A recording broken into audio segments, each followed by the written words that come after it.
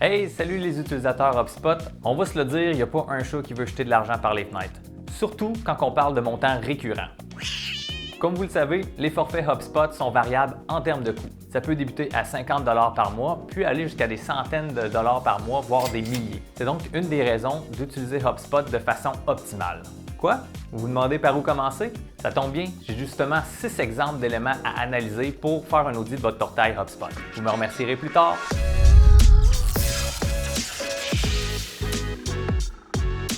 Tout d'abord, qu'est-ce qu'un audit de portail HubSpot? En gros, c'est un document où est-ce qu'on va aller analyser tous les différents outils dans HubSpot puis émettre des recommandations afin d'utiliser HubSpot de façon optimale. Tout dépendamment de votre forfait et des outils que vous avez utilisés dans votre HubSpot dans le passé, l'audit devrait être adapté.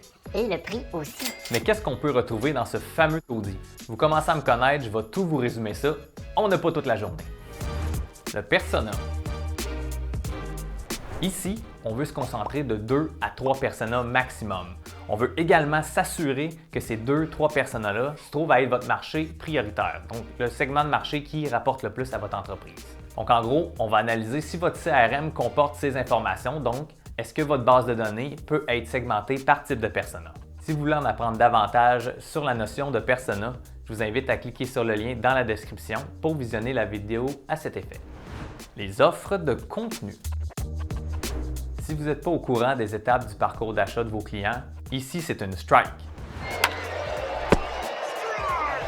On va donc vous suggérer d'avoir des offres de contenu afin de faire progresser les clients potentiels sur votre site web dans son parcours d'achat. On va donc pouvoir analyser si ces offres de contenu-là fonctionnent et, au besoin, vous fournir les meilleures pratiques afin d'optimiser les offres de contenu en question. Voici donc quelques exemples d'offres de contenu que vous pourrez utiliser dans votre stratégie. E-book, guide comparatif, portail de formation en ligne, démo gratuite. Les pages de destination. Tout dépendamment de l'étape du parcours d'achat de vos clients potentiels, les pages de destination devraient avoir un taux de conversion entre 3 et 10 %. Si ce n'est pas le cas, on vous guidera vers les meilleures pratiques afin d'atteindre ce taux de conversion sur vos pages de destination. Par exemple, est-ce que les bénéfices de votre offre sont très clairs et bien listés sur votre page de destination? Ou encore, est-ce que le formulaire est trop court ou trop long avec des questions peut-être un petit peu trop intrusives selon l'étape du parcours d'achat de votre client? C'est tout le genre de questions auxquelles on va répondre et émettre des recommandations dans l'audit. Le marketing automatisé. Le marketing automatisé, souvent appelé workflow, est un outil hyper puissant lorsqu'utilisé adéquatement. Cette fonctionnalité est offerte seulement à partir du compte Marketing Hub Pro. C'est donc des coûts considérables et donc un élément primordial à optimiser. Dans cette section, on va analyser si vos workflows atteignent leurs objectifs. Avez-vous des objectifs de configurer seulement? Sinon, peut-être que vos workflows pourraient profiter d'aide d'experts. Gabarit de courriel et snippets. Comme vous le savez, la puissance d'HubSpot est qu'il combine des outils de marketing et de vente.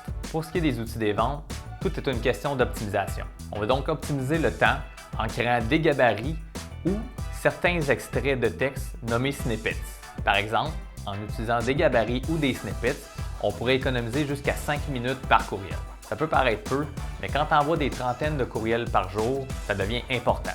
Aussi, pour les directeurs des ventes, en utilisant des gabarits et des snippets, ça permet d'aligner et d'uniformiser toutes les communications faites par ces représentants des ventes.